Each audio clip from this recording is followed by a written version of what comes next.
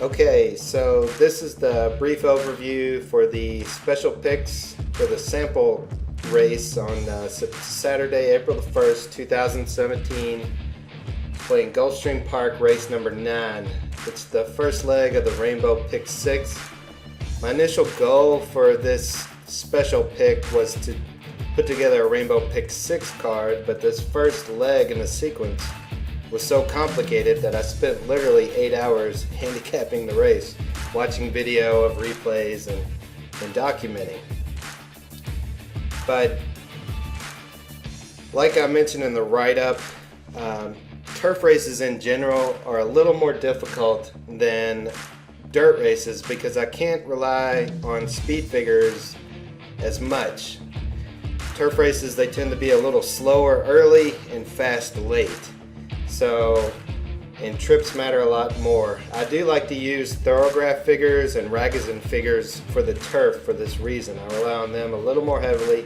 I still use Bayer and Brisnet speed figures and some others, but I also watch a lot of race replays to really evaluate the horses, and that's where you're really going to get the edge, and the edge that I'm going to share with you in these picks, to where the betting public is not willing to put in that amount of work that I am. So, on paper, the morning line favorite Luke's Alley towers over this field. And that's very true. He has humongous Bayer figures. As you can see here, his last Bayer figure was a 98. The one before that, a 98.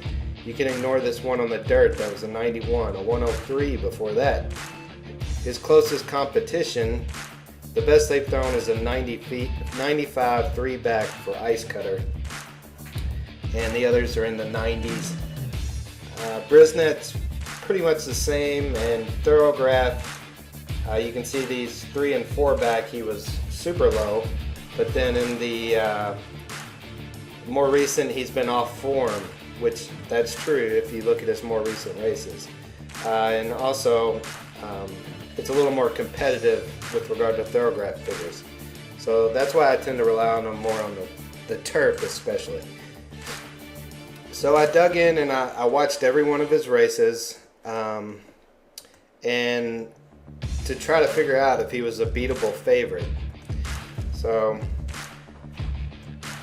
to cut to the chase, the answer is no. He was, after reviewing the films, he looked very legitimate, and I thought he might even be a single for this race.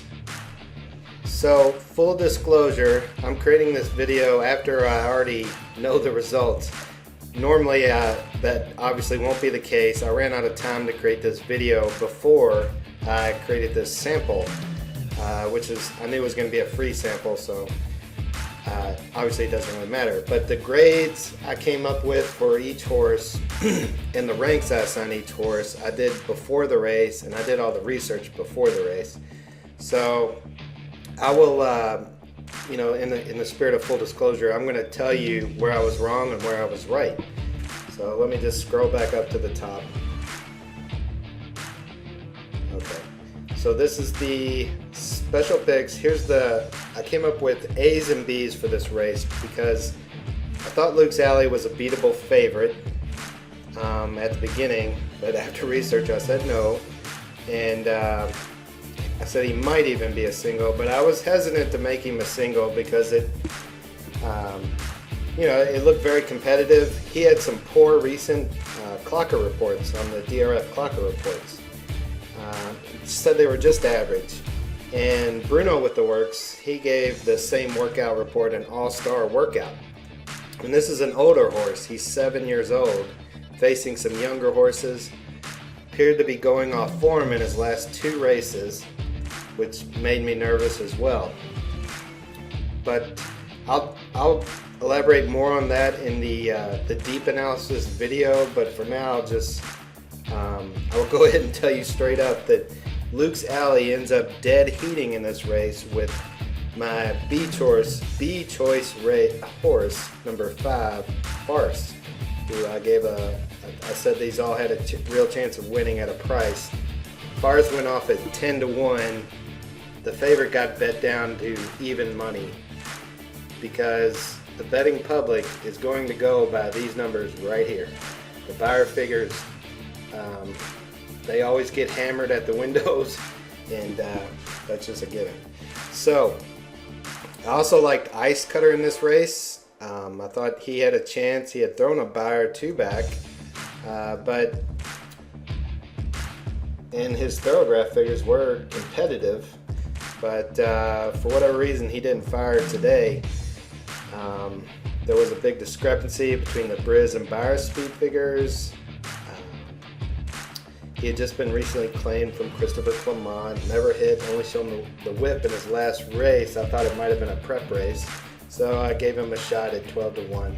He didn't fire, and neither did Barack. It was interesting with this horse. He was a 4-year-old, lightly raced, out of Kieran.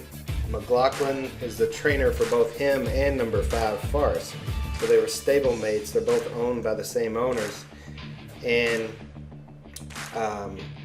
he projected to be on the lead as well, which is always a good thing, whereas the 5 Farce in my Town Form pace projector predicted to be way back, which I didn't like. So that's why I gave him a little bit more of an edge. He was definitely stepping up, what you could say, in competition, although 2 races back he faced Patterson Cross, who beat him and had come back to run 2:99 Beyers since, winning. He was cutting back in distance today, so I gave him a live long shot. He did not fire in this race either. Farce ran really well, and Altiborg came in 4th. I think this horse came in about 6th or 7th. But before the race, I came up with this recommended bet of a Dutch bet, which is something I like to do on longer priced horses, 12-1. Both the 8 and 11 went off at 12-1, so I bet them both to win. And if they have mixed odds, I'll usually weight the bet a little bit heavily. Also keyed the exacta with the 6 on top over all my A's and B's, and then took the A's and B's back over the top of the 6, the favorite. For you could bet this pick for as little as $12.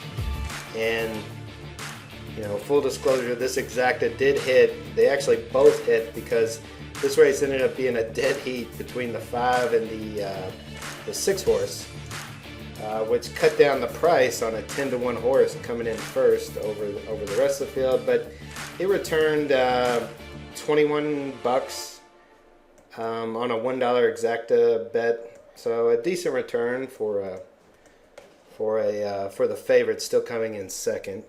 So that's it for the brief analysis. I'll go into the deep analysis next.